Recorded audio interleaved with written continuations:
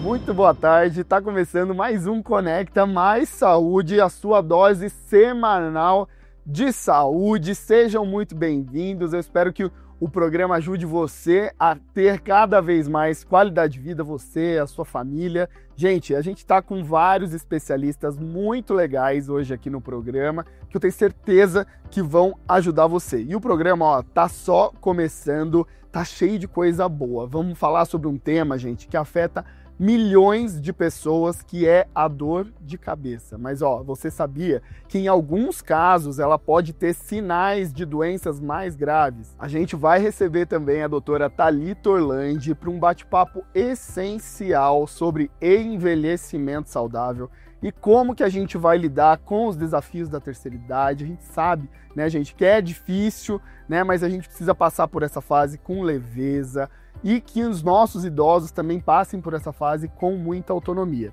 A gente vai falar também no quadro Fala Doutor com a doutora Ingrid Albert, especialista em plástica ocular, ela é oftalmologista e vai dar um monte de dica boa pra gente aqui hoje no nosso programa. Doutora, qualquer pessoa pode fazer a cirurgia de blefaroplastia?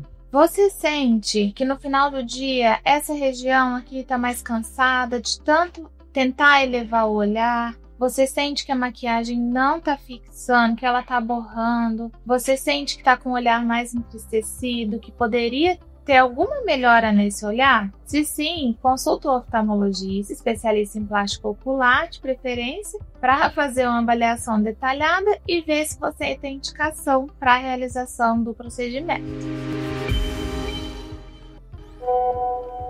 Doutora, o Botox combina com a oftalmologia? Sim, o Botox combina principalmente nas minhas duas áreas, que é o estrabismo e a plástica ocular. Como que a gente pode usá-lo no estrabismo? Muitas vezes o tratamento de escolha é a aplicação da toxina botulínica diretamente no músculo para evitar uma contratura do músculo, que é o músculo fica preso, ele fica duro. Além do estrabismo, que é muito conhecido, é a aplicação na parte de plástico ocular, que é o quê? Tratar as ruguinhas ao redor dos olhos. A gente pode corrigir, em alguns casos, a ptose, que é o olhinho mais caidinho, e também para arquear a sobrancelha. Agora a gente continua o programa falando sobre um problema que quase todo mundo aqui já enfrentou. Tenho certeza que você aí na sua casa já teve algum dia uma dor de cabeça. Mas, gente, o que essa dor de cabeça de fato quer dizer? Né? Gente, a gente está finalizando agora o mês de julho, que é o mês de julho verde, né? Que a gente está falando sobre a importância da prevenção sobre os cânceres de cabeça e pescoço. Para explicar mais sobre essas doenças, para falar sobre os sinais que você precisa ficar atento para essas doenças, a gente vai receber agora aqui no Conecta Mais Saúde o Dr. Matheus França, e ele vai explicar para a gente tudo sobre esse mês de conscientização, e também vamos falar um pouco sobre os sinais e o principal deles, que é a dor de cabeça. Doutor, a gente sempre, quando a gente vai falar principalmente desse tipo de doença e tal, a cefaleia, a dor de cabeça, que é mais comumente conhecida, a gente pode considerar como o primeiro sinal de alerta, é isso mesmo? Olá pessoal, bom, quando a gente fala das cefaleias, né, que atualmente é muito comum em boa parte da população, principalmente, né, nos adultos, por conta da vida corrida, do dia a dia, sempre é bom a gente se atentar aos sinais de alerta que realmente aparecem nesse tipo de paciente. E geralmente é uma dor, né, que ela começa na região da cabeça, ela pode se perdurar por alguns dias, e aí geralmente boa parte da população toma algum medicamento, analgésico, e essa dor passa. E aí geralmente o paciente se sente bem e continua sua rotina no dia a dia. Quando a gente tem geralmente uma dor de cabeça que pode estar associado a outros fatores, uma cefaleia que tem fatores secundários, talvez pode ser um tumor, uma compressão de um nervo, que já é algo mais grave, geralmente o paciente ele vai tomar medicação, não vai ter melhora. Quando a gente fala de dor de cabeça, doutor, a dor de cabeça ela pode ser sintoma de diversas doenças, né? Você tem alguns exemplos de doenças que podem ser sintomas de cefaleia, né? De ter como sintoma a cefaleia? Hoje em dia a gente tem vários fatores associados que podem levar, né, a dor de cabeça, e muitas delas têm como causa fatores secundários. Então, um deles geralmente pode ser na parte oncológica, então o paciente pode estar desenvolvendo um tumor. Não é que você começou com uma dor de cabeça que você esteja desenvolvendo um tumor, nada disso, mas a gente tem que se atentar aos sinais de alarme. Então, geralmente, fatores oncológicos, né, crescimentos tumorais, que geram comprometimento em nervos, em estrutura de vaso, né, que passa o sangue. Um outro fator também que hoje é muito comum é a relação da ATM, que é essa articulação que a gente tem aqui ao lado do ouvido, né, que permite a gente abrir e fechar a boca. E aí, às vezes, o paciente ele tem o famoso bruxismo, né? Então, um dia muito estressante, o paciente aperta muito os dentes, né? E aí, essa dor ela vai irradiando para o pescoço, para a região da cabeça e é persistente. Então, geralmente, o paciente ele vai em vários locais, procura um atendimento e não consegue fazer um diagnóstico preciso. Então, a gente precisa ter esse olhar ali para o paciente. Também se atentar à questão de aneurisma, né? Então, um exame de ressonância magnética do crânio, que é um exame padrão ouro, é muito importante a gente solicitar. Então, a gente pode ter diferentes, né, tipos de doenças que podem ter como sinais e sintomas a cefaleia. E doutor, assim, quando que é a hora de procurar de fato um cirurgião de cabeça e pescoço ou um neurologista para investigar ainda mais a causa dessa cefaleia? Bom, então geralmente o paciente que tem, né, uma cefaleia persistente, né, ela não melhora, né, nem com a medicação, a gente sempre primeiro pede para o paciente procurar um neurologista clínico. Aquele que vai fazer essa abordagem clínica no paciente, ele vai analisar os exames, solicitar quando necessário, um exame de imagem, um exame laboratorial e vai começar a realizar essa investigação.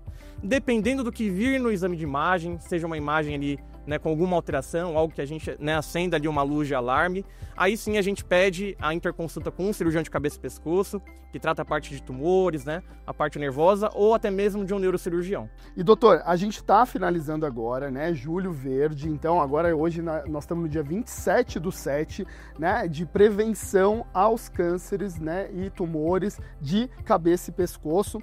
E esses tumores, doutor, eles podem causar dor, porque a gente fica assim, né, muito relacionado à questão de dores, né, e de procurar, muito condicionado a procurar ajuda quando a gente tem dor. Mas pode ter casos que esse tumor não gera dor nenhuma? É muito interessante essa pergunta, porque quando a gente fala de tumores malignos, né, que é propriamente o câncer, geralmente ele é praticamente indolor. Então o paciente no estágio inicial não vai ter dor, ele não vai se queixar e geralmente como que o paciente ele vai procurar uma assistência médica?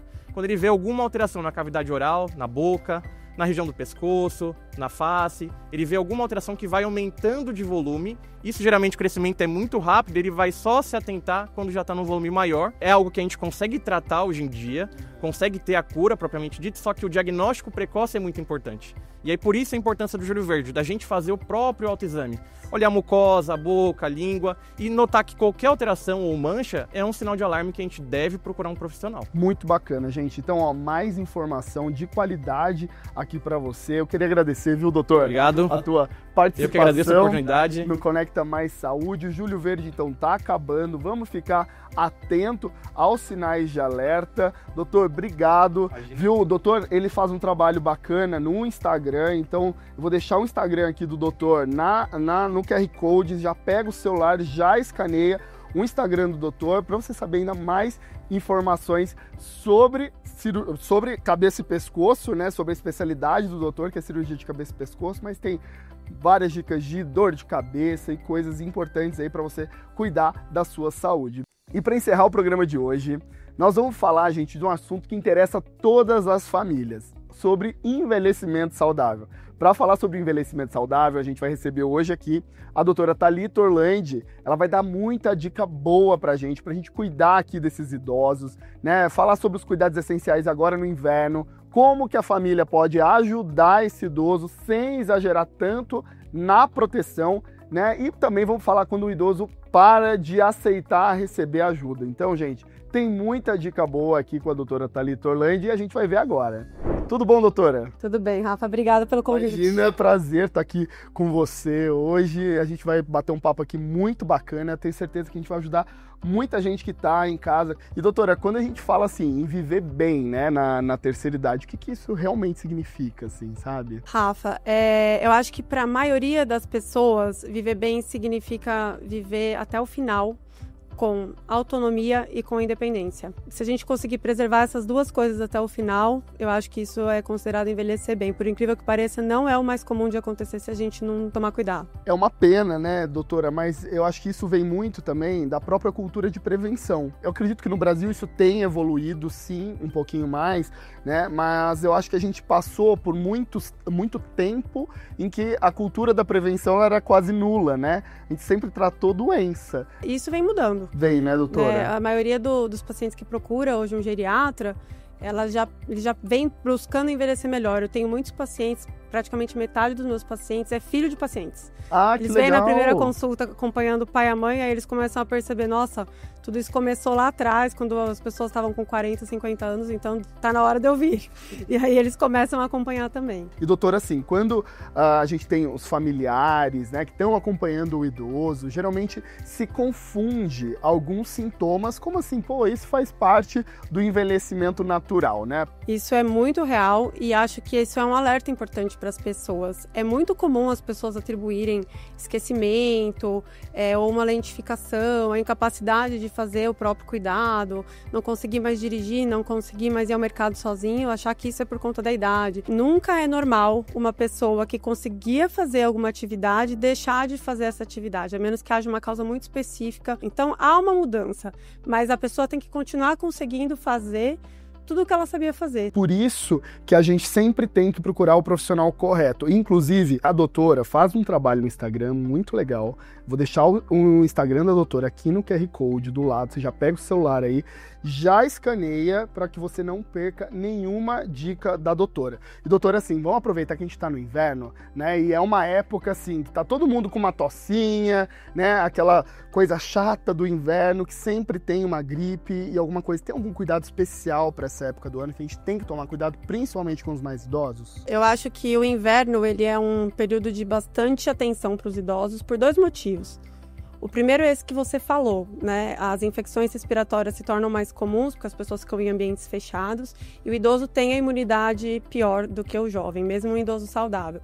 Então, o que a gente orienta é que o idoso fique sempre bem aquecido, tá? Bem hidratado e que tome as suas medicações de uso habitual de maneira contínua e tome as vacinas, né? Tem doenças infecciosas que acontecem mais no inverno que são preveníveis por vacinas. E as outras coisas que acontecem com mais frequência no inverno são os problemas cardiovasculares. Infarto, derrame, né? O AVC. E, doutora, quando a gente fala assim, né, da participação da família no envelhecimento, né, o que a gente pode ter assim como dica, né, de como que tem que ser essa participação da família de fato nesse processo de envelhecimento? Olha, isso é um dos temas mais delicados da prática do consultório do geriatra. A família tem um papel, ou às vezes não é a família de sangue, mas aquela pessoa mais próxima do idoso, ela tem um papel de acompanhar o idoso, garantir que ele tenha acesso aos medicamentos que ele precisar e precisa ter alguém interagindo com esse idoso, porque hoje muitos estudos avaliam, né, a qualidade de vida. O que mais determina se o idoso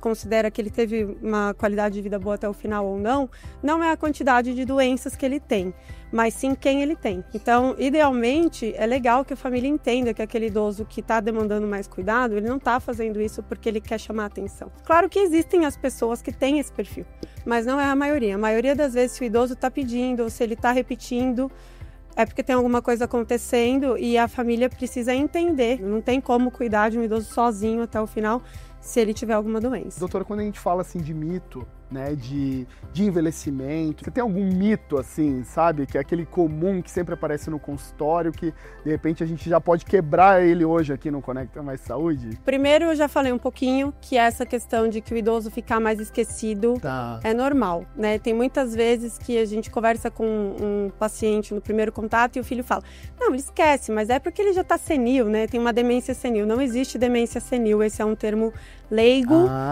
Nunca é normal o idoso ficar esquecido. Só, se ele tá esquecido, se ele tá repetitivo, se ele tá mudando de comportamento, alguma coisa pode estar acontecendo. Não necessariamente é um Alzheimer ou uma doença incurável. Tem muitas causas reversíveis para isso. E o outro mito é que o idoso vai ficando mais, acho que mais bobo, mas assim, as pessoas tendem a querer poupar, sabe, ignorar a opinião do idoso. As pessoas tendem a infantilizar o idoso. Gente, muita informação bacana que a doutora trouxe. Doutora, eu queria te agradecer. Obrigada, Rafael. Obrigado eu que agradeço. mesmo Obrigada. por participar com a gente aqui. Não deixe de assistir a gente no próximo sábado, às 13 horas, aqui no TH+, SBT Vale. Muito obrigado pela sua companhia e até o próximo sábado. Tchau, tchau. Tchau, obrigada.